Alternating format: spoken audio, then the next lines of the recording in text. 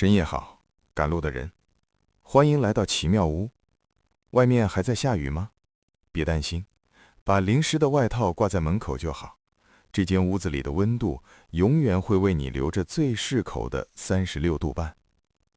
今晚，小佑在柜台旁整理旧书，而我想请你看看这颗小东西。很多人叫它钻石，但我更喜欢称它为地层深处的幸存者。你看，它在昏黄的灯光下跳动的光芒，是不是像极了你今晚疲惫眼神里还没熄灭的那一点点火花？嘿，别急着转头，我知道你在想什么。你可能在想，钻石是橱窗里的奢侈品，是广告里象征永恒的宣誓，是那种离我们平凡生活很远很远的东西。但在我的奇妙屋里，我们不谈身价，我们谈灵魂。你知道吗？这颗小石头在来到你面前之前，它在黑暗的地底下待了多久？1万年。那是我们人类完全无法想象的时间长度。那时候，这座霓虹闪烁的2026年的都市，还只是海底的泥沙，或者是一片荒芜的森林。这颗钻石就那样静静地躺在摄氏1000多度的高温里，忍受着地壳运动带来的几万倍于大气压力的挤压。这听起来是不是有点像你现在的生活？在这个城市里，每个人都要求你跑得更快，要求你更有价值，要求你像台永动机一样产出。那些老板的邮件、交友软体的焦虑、深夜未付的账单，这些东西叠加在一起，就像是沉重的地层，一层一层地压在你的肩膀上。有时候你会觉得自己快要被压碎了，对吧？但你看看它，钻石之所以成为钻石，并不是因为它逃避了压力，而是因为它在无法逃避的高压中，把自己最核心的碳原子重新排列成了最坚固的结构。它没有被压碎，它只是在进化。所以当你觉得今晚的压力大到让你喘不过气时，或许你可以换个角度想，你不是在崩溃，你是在淬炼。那些让你失眠的夜晚，那些让你感到焦虑的磨难，其实都是在帮你剔除生命中那些脆弱的杂质。你在黑暗中待了很久，这并不代表你被埋葬了，这代表你正在像这颗钻石一样，等待一个破土而出的瞬间。今晚就让这颗钻石陪着你，它等了1万年，才换来今晚在桌面上与你相遇的这几十分钟。他不觉得寂寞，他觉得很值得，因为他看过最深的黑暗，所以他最懂你此刻想发光的心。来，喝口热茶，看着它，不需要说话，不需要思考明早的简报。现在这里只有你、我，还有这颗陪你度过高压的钻石。你看，是不是很神奇？明明只是透明的石头，却能变出这么多种颜色。这在光学上叫色散，但我更觉得这是一种包容。它接受了单调的白光，却在自己身体里把它们温柔地分开，再美丽地洒向世界。这让我想起昨天在这儿一位看起来很疲惫的女士，她和你一样坐在这张椅子上，看着这颗钻石，突然就哭了。她说她觉得自己活得像个透明人，在这个2026年的繁华都市里，没有人真正关心他。他觉得自己毫无色彩。我那时跟他说，其实平凡才是最坚韧的颜色。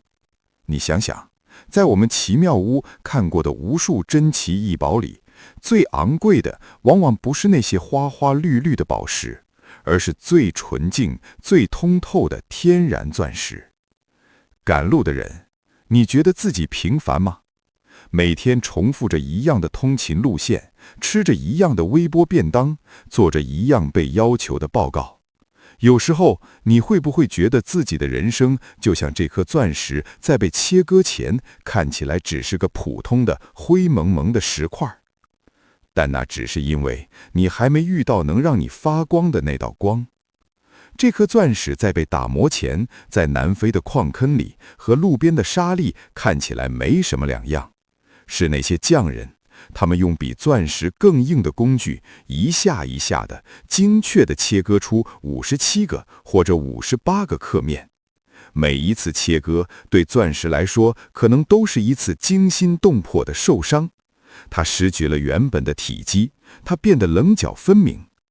生活也是这样的，那些让你感到痛苦的挫折，那些不得不妥协的现实，甚至是那些让你心碎的离别，其实都是匠人的那把刀。他们在切割你，在把你身上那些多余的、原本不属于你的保护壳剔除。你以为你失去了什么，其实你是在变得更纯粹的。那些你以为是缺陷的棱角，在光线照进来的时候，却成了最关键的折射面。没有这些棱角，它就只是一块普通的玻璃。正是因为你经历了那么多不完美，你才有了现在这么多丰富的面相，你才能在遇到那道懂你的光时，折射出别人模仿不来的七彩光芒。所以，不要害怕被生活切割，那些痛感是你正在变得耀眼的证明。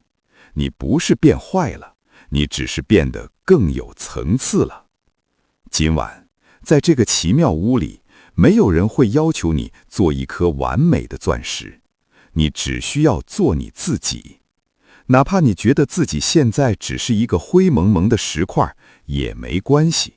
小右在柜台那边，我在这里，这颗钻石也在这里，我们都愿意等，等那道属于你的光出现，也等你准备好接受自己那份独一无二的平凡却坚韧的美丽。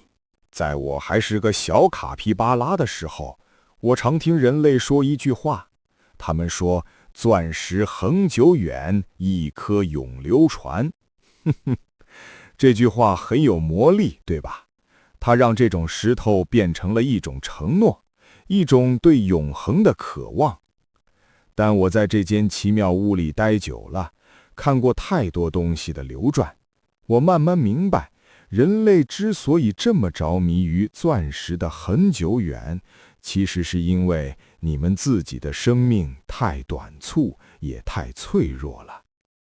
在这个2026年的城市里，什么东西都在变快，地铁的速度变快了，社群媒体的更新速度变快了，甚至连一段关系的建立与结束都变快了。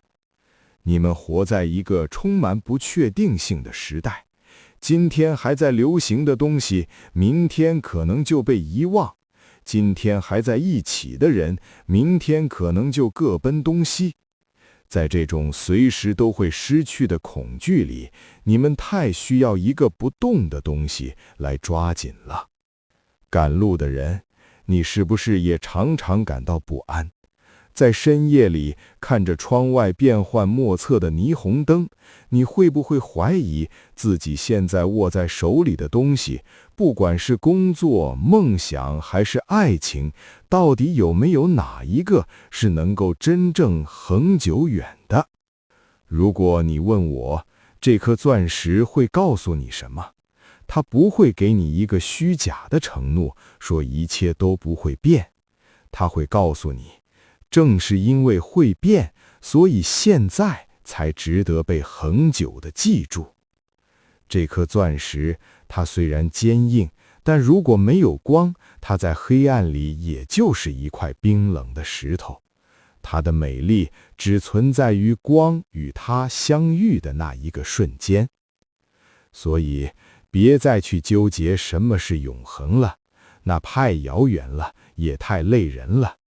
那些你在加班的深夜里，即使疲惫却依然坚持把工作做好的瞬间，那些你走在雨中，即使淋湿却依然愿意为路边的小猫撑伞的瞬间，那些你虽然受过伤，却依然愿意相信美好的瞬间，这些瞬间就像是光线打在钻石的切面上，它们虽然短暂，但那一刻迸发出来的光芒，就是你生命里的永恒。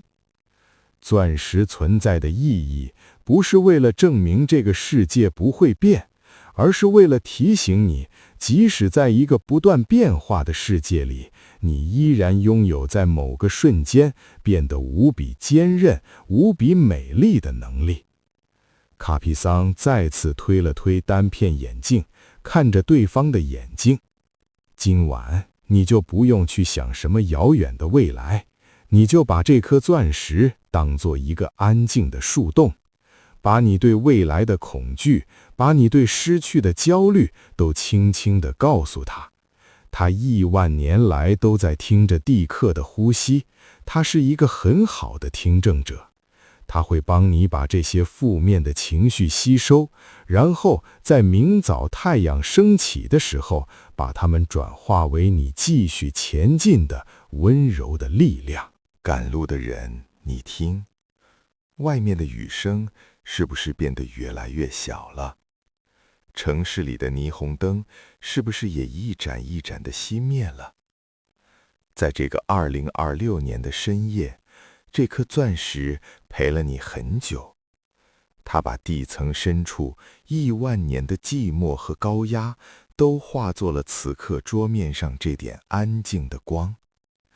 它不说话，但它懂。它懂你为什么在大家都睡着的时候还在为了生活奔波。它懂你为什么即使疲惫也不敢停下来。我们都以为钻石是因为被打磨的完美才值得被收藏，但在奇妙屋里，我慢慢明白，比起完美，懂得如何在压力下把光芒折射得更遥远，才是它真正珍贵的地方。你也是一样的，不要再为了那些不完美的而苛责自己了。那些生活的痕迹，那些受过的伤，都是你生命里独一无二的切面。正是因为有这些切面，你才有了现在这个丰富的、有深度的、会发光的灵魂。卡皮桑的单片眼镜上映照出最后一点微弱的钻石光芒，像是夜空中的星星。赶路的人，你不需要像橱窗里的钻石那样永远站在聚光灯下，你只需要在每一个你觉得需要光亮的时候，轻轻擦亮自己的心。即使只是微弱的光，即使只在一个瞬间，那份坚韧与美丽就已经被这个宇宙，也被这颗钻石恒久地记住了。今晚就到这里吧。小右已经在柜台那边把灯关了，外面的雨停了，空气里有湿润的泥土味道。你的外套已经干了，你的茶也喝完了。把那颗藏在你心里的钻石轻轻地带走吧，它等了亿万年才换来今晚这场温暖的相遇。它不寂寞，它很开心能陪你度过这个夜晚。去睡吧，把所有的压力都留在这间奇妙屋里。我会帮你把它们收进旧书柜，或者让它们化作这颗钻石里的某一个微小的包裹体。哈哈，放心，明天太阳升起的时候，你依然是你，一个被生活精细打磨过，却依然愿意温暖地发光的最珍贵的钻石。晚安，赶路的人，祝你今晚能做一个关于亿万年时光的闪闪发光的梦。